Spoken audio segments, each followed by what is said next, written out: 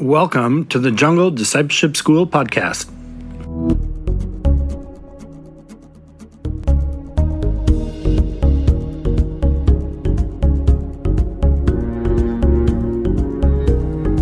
My name is David Small, and I'm going to be your host on this podcast episode today. So welcome. Thanks for joining me. I don't know why I say that every episode since nobody else has come along to host this thing yet. So it's me again, everybody. Thanks for tuning in. What are you guys doing right now?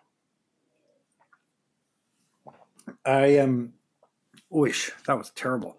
I am drinking a terrible glass of wine from the 7-Eleven. And I'm looking out my window and I am awaiting the police to come and visit.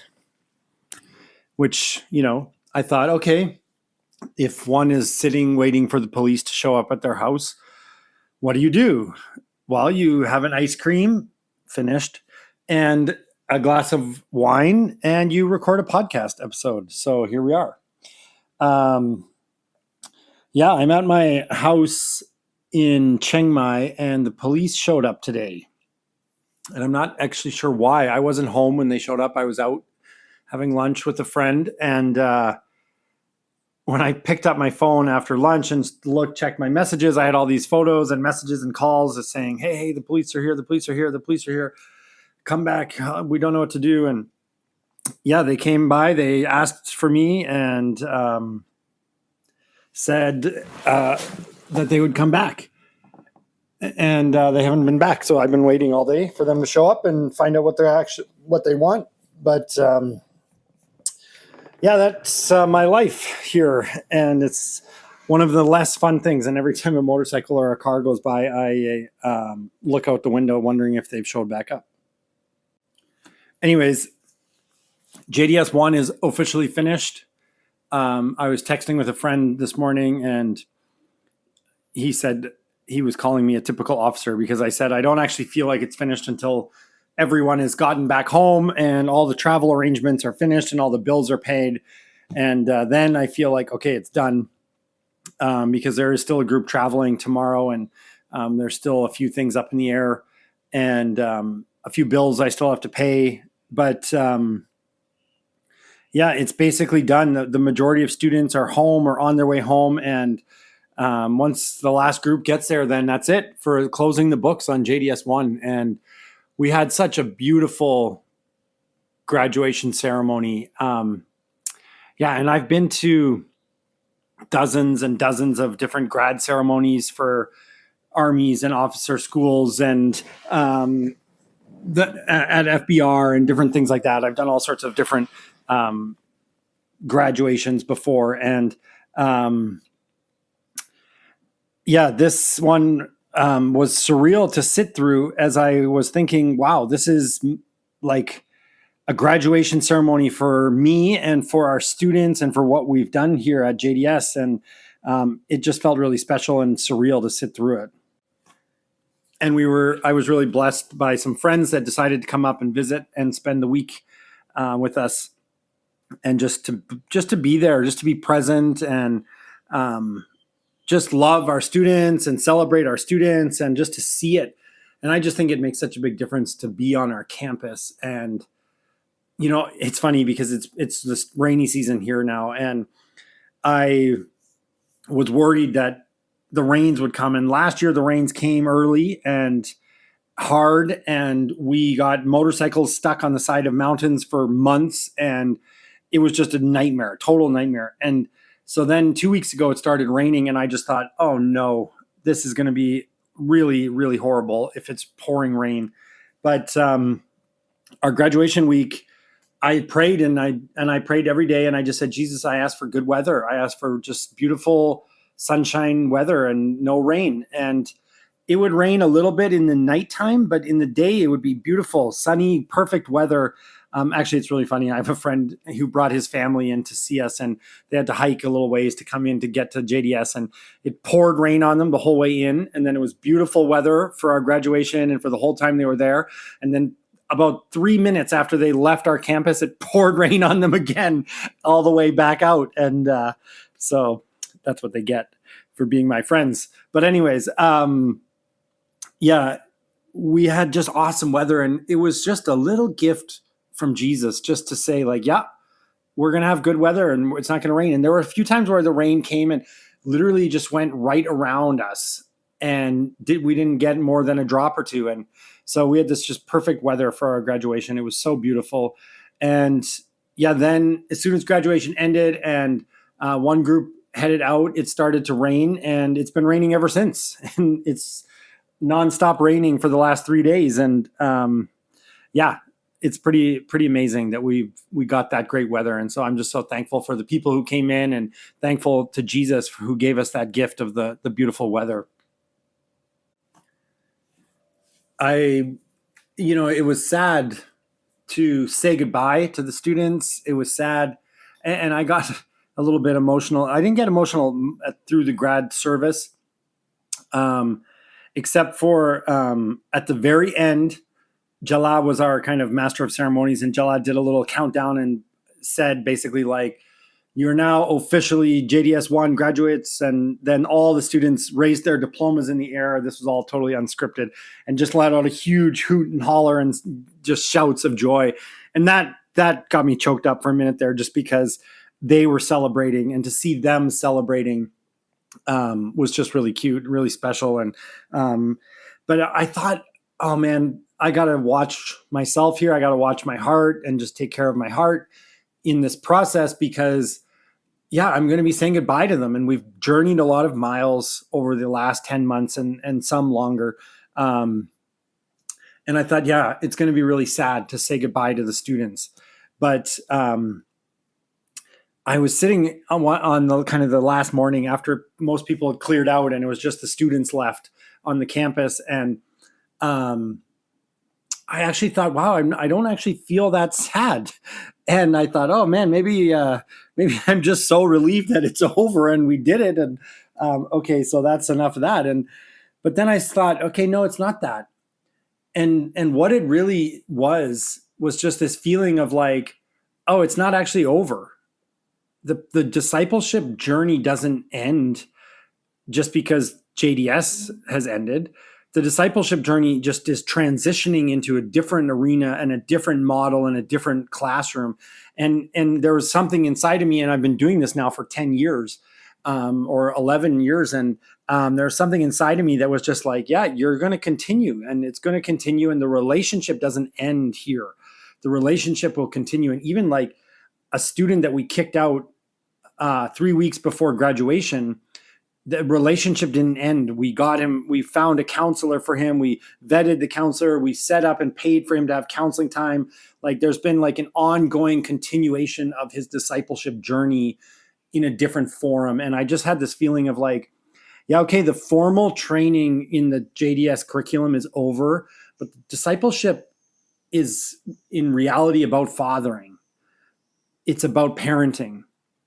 And for those parents out there, you have a journey of discipling your kids. And maybe the greatest discipling that you can do is to be present with and engaged with and intentional in the discipleship of your children.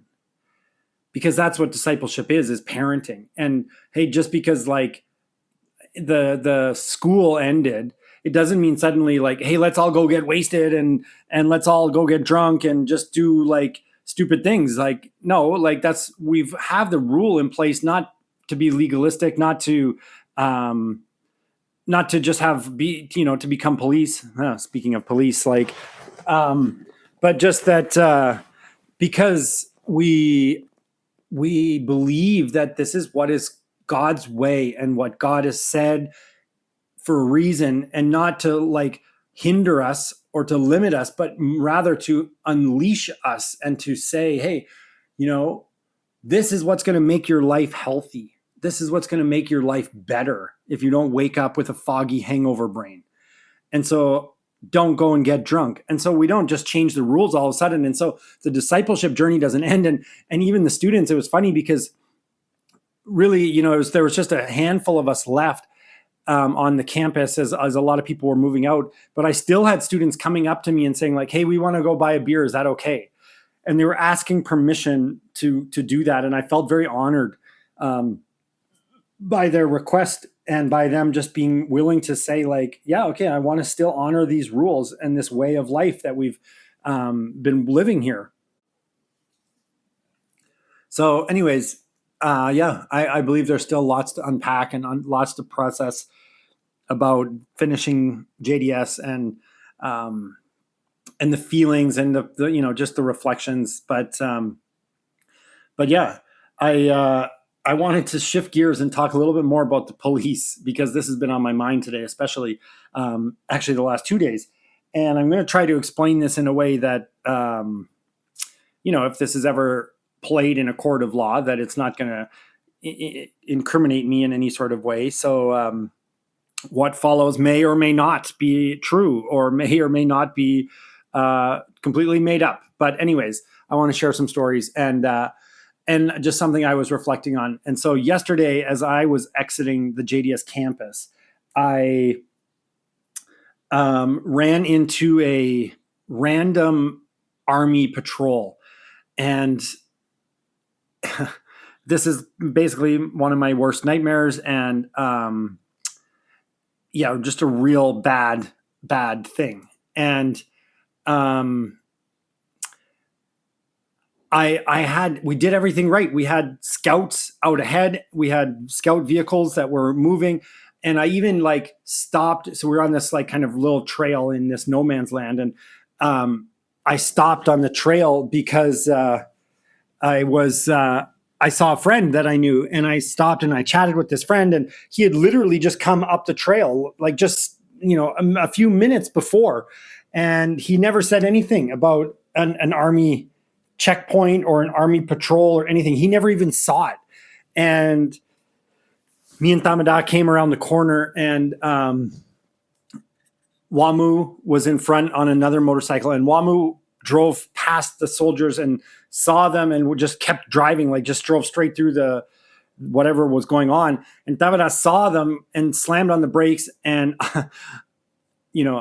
James Bond here, he quickly said, hey. And I saw them too. And I slid off the back seat of the motorcycle and started to check the tire pressure on the tire of the motorcycle, because, it's just to be smooth and look like maybe we had a flat tire or something. And then I started to walk backwards, like back up the trail, my back towards the Army. And meanwhile, Tamada was doing a little U-turn to turn the motorcycle around on this little tiny goat trail. And I was like scrounging on the ground as if I was looking for something and trying not to be this like ginormous person. And I was like bent over and kind of crouched along the trail, but as if I had dropped something or something had fell out of my pocket, or maybe that we had run over something, and that's why I had to check the tire. But anyways, Tamada eventually drove up alongside me, and I just jumped back on the motorcycle, and then we took off back the other way up the trail, and I adjusted his mirrors so I could see the Army kind of watching us. And then we came around this corner, and we just kept going. And he drove me like about 15 minutes up the trail, and I said, okay, stop here. And there was a little kind of V intersection, and I said, okay. And I said, okay, I'm going to go off on this one trail and hide, and you go and check out what's going on. And so I went and I climbed up halfway up the mountain and sat in the jungle and waited for somebody to come back and get me. And I kind of thought like, man, I hate this stuff. I just really hate this kind of, it just causes so much anxiety. It causes so much, you want to talk about anxiety? Like, how about having the Army chase you through the jungle? That'll give you some anxiety, something to be anxious about. But anyway, so I as I was sitting in the jungle, I had these little flashbacks to maybe 3 or 4 years ago, when a very similar thing had happened, basically a worse thing. And I wanted to share that story with you guys on the podcast here. And so to set the stage, maybe back up 3 years ago or 4 years ago now, and I was running a training, a cross-border training, and I had to go out to get my visa renewed mid-training. And so I had this plan, okay, me and one of my team members, we were going to exit out, and he was a big jolly guy. He looks a bit like Santa Claus, and minus the beard, and he's Asian, and but he's just a big fat guy, basically. Anyway, so we had this plan to exit out. He was going to drive with me all night back to the city. I was going to do my immigration thing in the morning, and then he was going to drive all the way back so that I could enter back in and only miss like one day of the training. And my visa was like expiring that day or the next day or something, but it was a holiday the next day. And so I had to do it that day. Otherwise it was going to be an overstay. Anyways, my dear little brother, Beret, Beret has this motorcycle that I had bought him a number of years ago, and he was driving around and constantly getting a flat tire. And I said, babe, just go and change the tire, And he, like a punk, lazy teenager, he just kind of said, yeah, I'll fix it later. And then he went and borrowed a hand pump from somebody. So every time his tire went flat, he would just pump it back up. And anyways, when I had to exit, Bay said, hey, I'm going to drive you out. And I said, okay. And then my jolly friend was on another motorcycle, and we started heading out.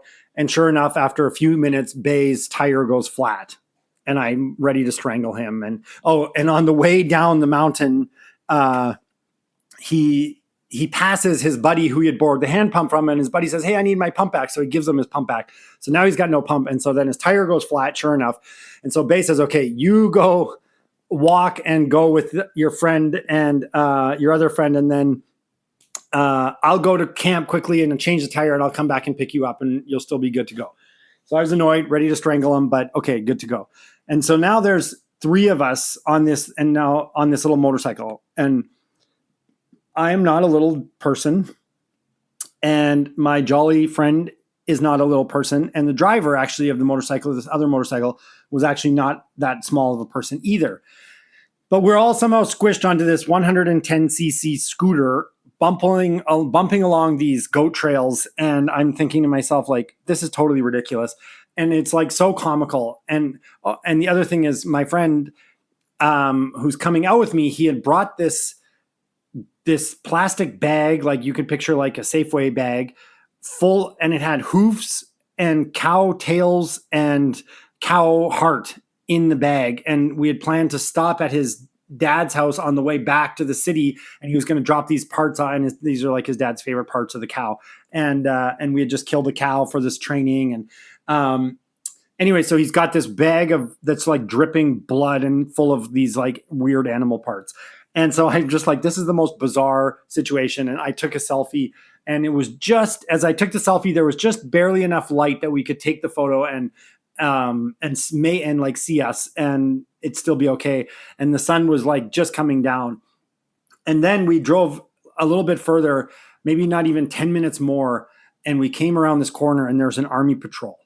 And I quickly jumped off the back of the motorcycle and slid, in my mind, it was like a very smooth, an army crawl, like a slithering snake that was like, didn't make a sound.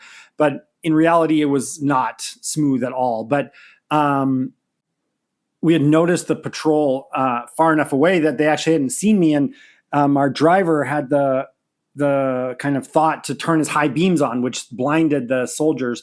And so I did my little maneuver into the jungle and was now kind of hiding and to see what happened. The soldiers stopped my friends, interrogated them for a little bit, but then sent them on their way and said, don't come back this way.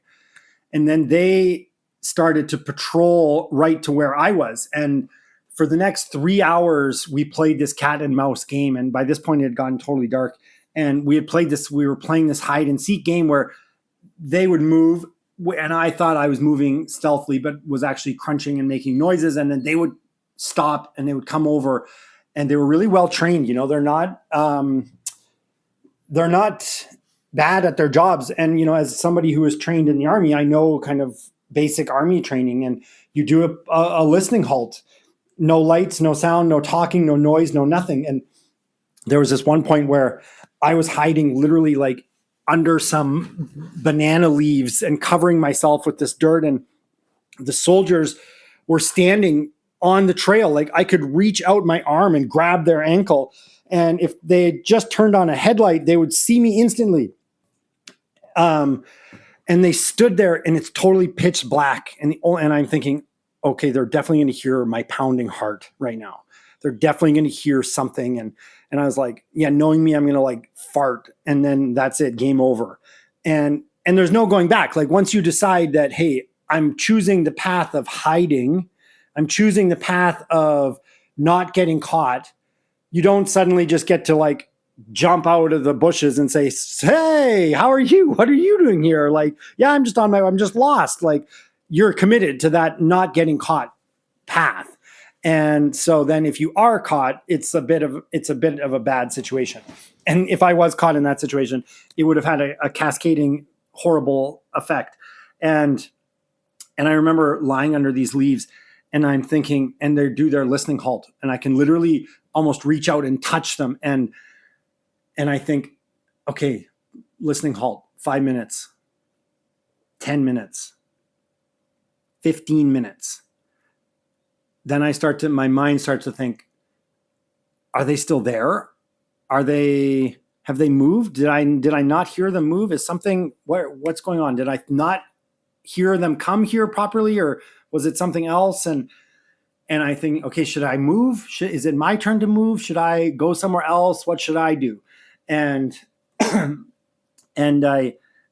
thinking all these thoughts and it's been now 20, 25 minutes. And then suddenly they started walking and literally they were right there. And I think, oh my goodness, like had I just moved a muscle, I would have, that's it, game over, in jail. And anyways, this went on for about 3 hours, moving to a new spot, them coming around the area, me hiding, them going somewhere else, or a motorcycle coming by and they go down to like interrogate the motorcycle driver. And I have to think like, okay, there's 4 of them. Did 4 of them go down? Did 2 of them go down? How many are 2 of them still standing here? And it's just terrifying things. And finally my friend comes and he came hiking back over the mountain to try to find me from like the backside. And he does this little whistle and he goes, which is kind of like a sign we have where he'll do that little whistle and then I'll whistle the same whistle back. And it kind of means like, yeah, we're friends and hey, come here, I'm here to help you. And so he comes sort of close to me and I'm thinking, okay, this must be my friend. He's coming from the other way. This has got to be someone to help me or a good person, not an army person. And so I think like, okay, let me just listen. And then I hear this whistle and I think, okay, I got to whistle back. But I was so afraid and I had not drank any water for hours and my mouth was so dry that I went to whistle and I was like, and I had nothing, like no noise was coming out of my throat. It was so dry and I just couldn't get anything out.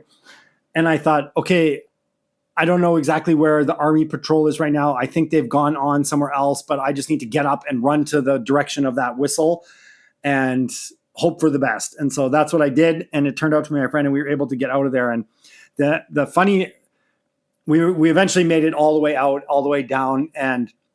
But now it was going to be way too late to drive back. And I was going to miss my visa appointment. The whole thing was turning into a disaster. And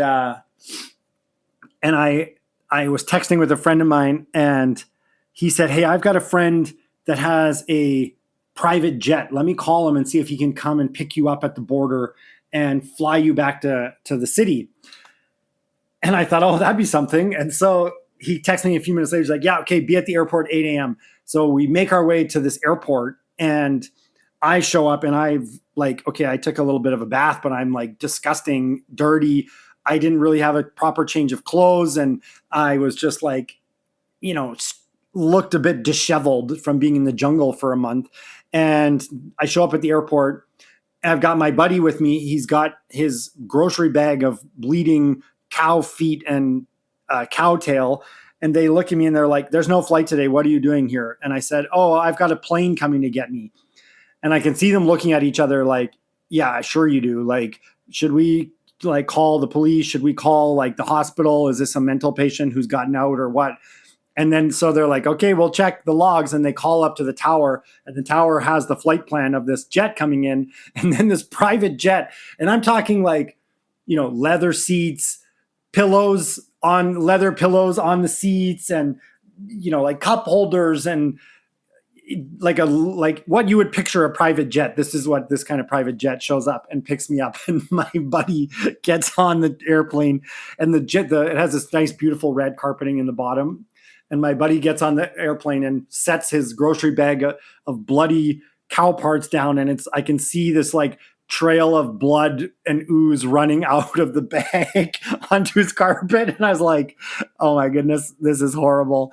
And so anyways, he flies me back 30 minutes. I'm in the city.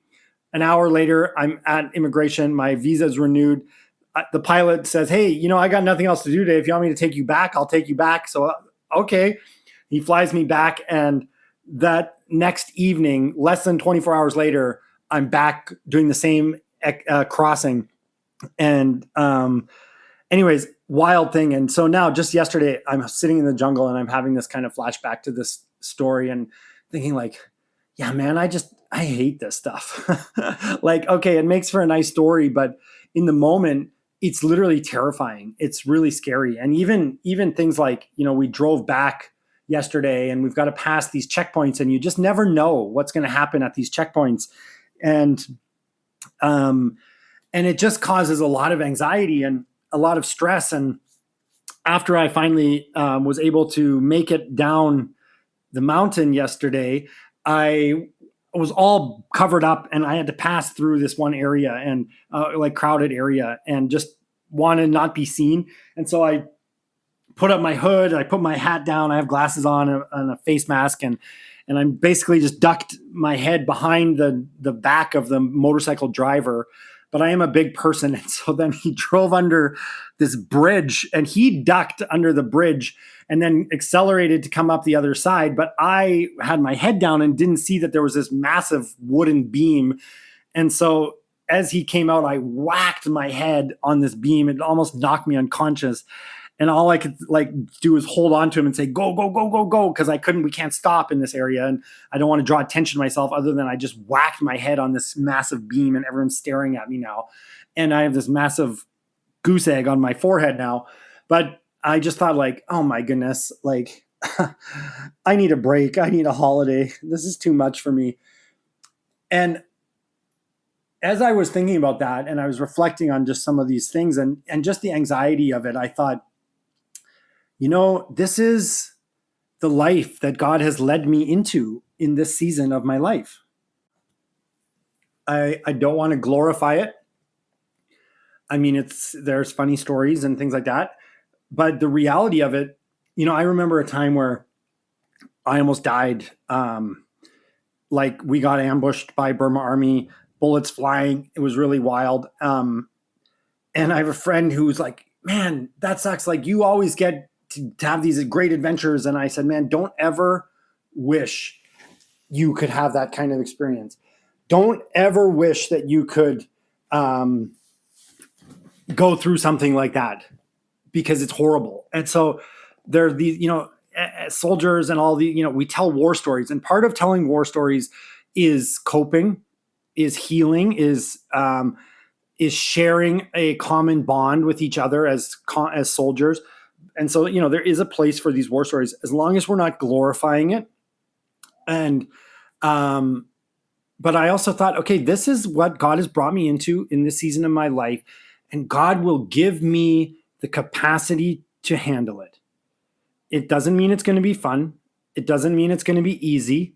It doesn't mean it's going to be without risk, but God will give me the capacity that I need to survive it, whether that means I get arrested, whether that means I go to jail, whether that means I have to run and hide in the jungle and play cat and mouse games with the army.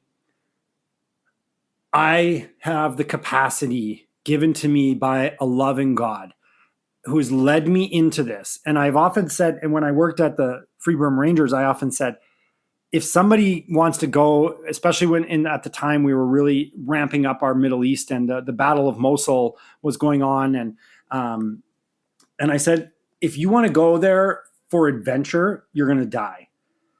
And it's the same in Burma right now. If you want to go to Burma just for an adventure, and there's a time and a place for adventure, but not in a war zone. You don't need to go to the front line of a war zone for an adventure. But if God is leading you to it and this is your mission field, then you better follow him, no matter how dangerous it is. And just because the mission that God calls you to suddenly gets hard and suddenly gets uncomfortable and suddenly gets dangerous, it doesn't mean that he's changed the mission that he's given for you in this time of your life. And I don't think playing cat and mouse games are going to be, my life when I'm 70 years old. But in this season of my life, God has given me the ability to do hard things. He's given me a knowledge and a experience to be able to do these missions. And I better do it. I better honor what that is. And I better do it as best I can. And I better follow God and be obedient to what he's called me to. And I think the same goes for whatever God has called you in your life to do. A friend of mine was texting me and asking me how I felt to be finished with JDS1. And I said, I'm proud of myself, and I don't say that in a arrogant, self-serving way, but I said, I'm proud of myself that I followed God. I followed God to do something that was not comfortable. Because in reality, and then I kind of laughed as I was reading my response to him, because I thought, okay, yeah, like there's a sliding scale here on what we consider comfortable. Because for me, it was very comfortable to just stay working at the Free Burma Rangers. I'd been working there for almost 10 years, and I was fairly good at my job. We almost die the Free Burma Rangers loses a ranger a month these days. And so, you're going through incredible amounts of danger and grief and trauma and horrible things. And I said to my friend, hey, that's comfort for me. That's what I know right now. But what was actually not comfortable was following God into the unknown. Saying, Jesus, I think you're leading me into this. I don't see the end. I don't see all the pieces of the puzzle. I only see the next step, which is to leave the Free Burma Rangers. And then the next step after that, which is to recruit some students and find a place to build this school ground. And then the next step after that, which is to execute this school and to try to make it happen. And step by step by step, as I take the next step after that becomes clear. Okay, this is what we should do. We should raise up missionaries that go back into Burma and share the gospel of Jesus with their own people in all corners of Burma that I can't reach. Yeah, okay, that's the next step. Oh, okay, we should bring back people here and we should train them up as young leaders for their people who love Jesus and have a real relationship with Jesus. Okay, yeah, let's do that. Let's do it. Jesus, I will do it. I'll follow you. I don't know how I'm going to pay for this. I don't know where the money's going to come from. When I play in the FBR playground, I have FBR's budget and FBR's bank card to play with. And as soon as I stepped out of the FBR playground, I had my $1,000 a month in personal support to feed a whole school, to outfit a whole school. But you walk in faith and you say, Jesus has called me to do this. It's not going to be comfortable. It's not going to be fun, but this is the mission that I feel Jesus has put on my heart for today. And I want to be faithful in taking the next step. So there's two things we need to think about. The first one is, what is the mission that Jesus has called you and your wife to? And what is the next step? If you go to junglediscipleshipschool.com/prayer, you can click a button to sign up to be our prayer warriors. Well, you'll be able to get urgent prayer requests like, hey, the police showed up and I need your help. Pray for me. Those kind of prayer requests. But there's also a spot where you can send us your prayer request. And, this year we got a prayer request from a guy, an awesome guy named Phil. And he said, I just turned 84 and I would like JDS to pray for me about how God wants to use me and what God wants to do with my life. And I thought, whoa, you're 84 years old and you're like still seeking God, still saying, God, use me. God, how can you use me? How can I be a part of your kingdom? So it doesn't matter how old you are. You have a mission. Maybe it's to raise your kids and disciple your kids. Maybe God's calling you onto the mission field. Maybe God's calling you to be a part of JDS. Maybe God's calling you to raise up disciples and do something radical in your own neighborhood. But you have a mission. The Great Commission. Oh, that rhymed. Wow, I'm awesome at this. That's the wine. The Great Commission, it says, go and make disciples of all nations, baptizing them in the name of the Father, the Son, and the Holy Spirit. Okay, there's a lot of people, especially I'm thinking Canada, America. Okay, you're listening to this podcast. You're sending out missionaries. You're sending missionaries to China, to Korea, to Thailand, to Burma, to all these places. But, they need missionary. You need missionaries in Canada. I almost think more. You need more missionaries saying like, hey, I'm going to be a missionary in my town. This is my mission field. I'm going to be a missionary in my school. This is my mission field.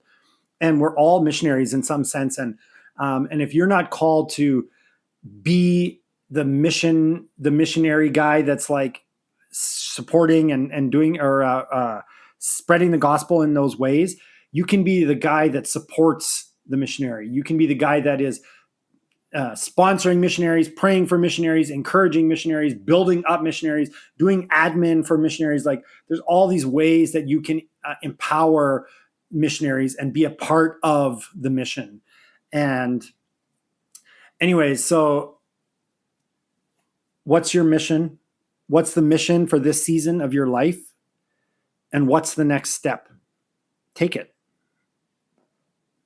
I got back to the city today and yeah, great to be back. I kind of thought like, okay, that's it. It's rest time, 3 weeks of rest. And I thought, okay, I'm going to go have lunch with a friend. So I was having this great, delicious lunch. And when I look at my phone, I get all these messages. Hey, the police showed up. The police are here. You got to help. What's going on? Da, da, da. And I was just like, and my stomach just sank and the anxiety came back. And I just thought like, what is going on? And so, yeah, I've been sitting here. I don't know why they came. It probably was like, I actually have no idea. It could be a noise complaint, a neighbor complaint. I could have taken somebody's parking spot and they're mad that I always park my monster Jungle Discipleship School truck in their parking area. And they just said like, I've had enough of this. I'm calling the police. And so I imagine it's something like that. Because I can't really think of what else they would be here for. They showed up on a motorcycle. So like, they're not planning to like take me away anywhere on a motorcycle. But anyways, it's just it. And then they told my neighbor that they would come back because I wasn't home. So like now there's this kind of looming feeling of like, hey, the police are coming back and you don't really know what they want. And when you did something wrong and your parents are going to ground you or do like give you crap for it. And you've got that like sick feeling in your stomach. That's kind of the feeling is like, okay, the police are coming and I don't know when, and I don't know what they're going to talk about. And I don't know what they're upset about, but they're going to come at some point. And so I live kind of on a dead end street. And so whenever a motorcycle comes down the dead end street, I look out my window thinking like, oh, is this the police coming back? But I also think, okay, it doesn't matter. Jesus has given me the capacity. Jesus has called me into this. This is the life that I've consented to. This is the life I've said yes to. And I believe that Jesus is with me. I believe that Jesus has got me.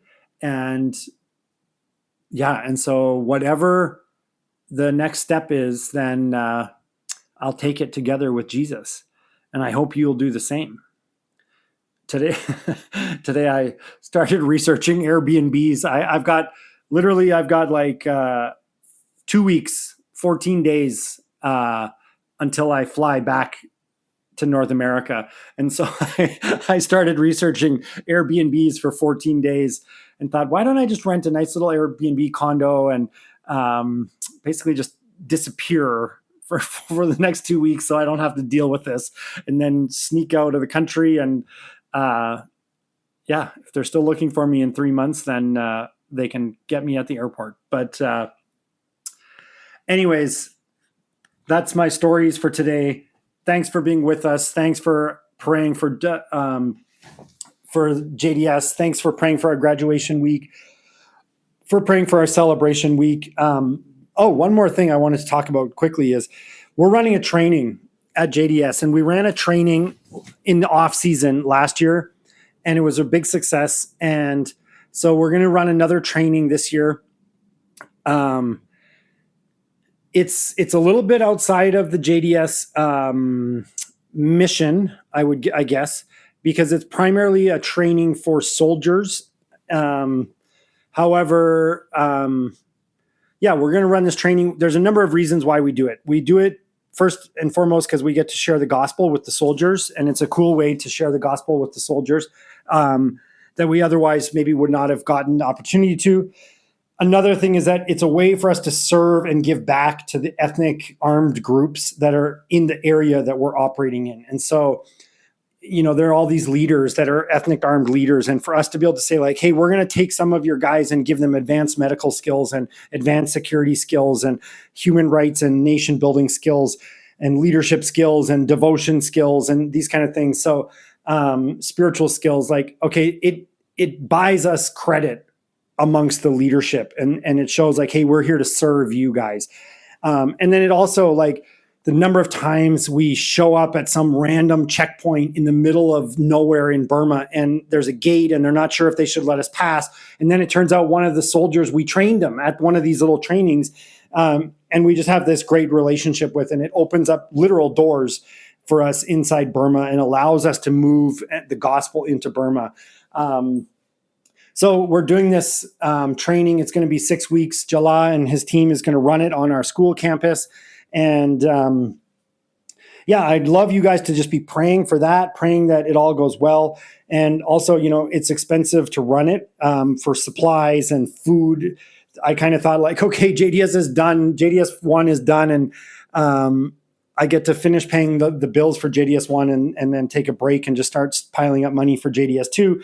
But this is going to cost about $4,000 or $5,000 to run this training. But I just think it's the right thing to do. And so I greenlit it and said, yes, we prayed about it and said, okay, God, we're going to take the step and do this. And so, this next couple of weeks, I'm going to be buying all the supplies for that. And then on June 15th, Jala and his team are going to start the training up there. And they're going to run the Alpha course in Burmese for all of them. So if you're familiar with Alpha, great curriculum, great program, great videos, and they've got the whole thing translated into Burmese. So a really great way to share the gospel and the foundations of Christianity with these soldiers and get Bibles into all of their hands. And awesome thing that I'm not physically going to be a part of because I'm going to be back visiting you guys. But it's a cool way for JDS to continue to serve and continue to work and continue to bring the gospel into Burma. And so that's all for today. Thanks for listening. And if you're listening to this, you can pray that whatever is going on with the police showing up, I would appreciate that. Just pray that the police, it's just a silly reason or something dumb, or and that they actually never even come back. Well, I'd kind of rather they came back and it was just something stupid and I could just roll my eyes and say, okay, I won't park my truck there anymore. And then it's over with. So then at least I know why they came in the first place. But anyways, if you want to just pray for that, I'd really appreciate it. And also just pray for some good time of rest in the next 2 weeks, but also in the next few months as I head stateside. And God's going to equip me, and God's going to equip you for the mission that he's called you to, so you can walk boldly in it. So go boldly today in Jesus' name.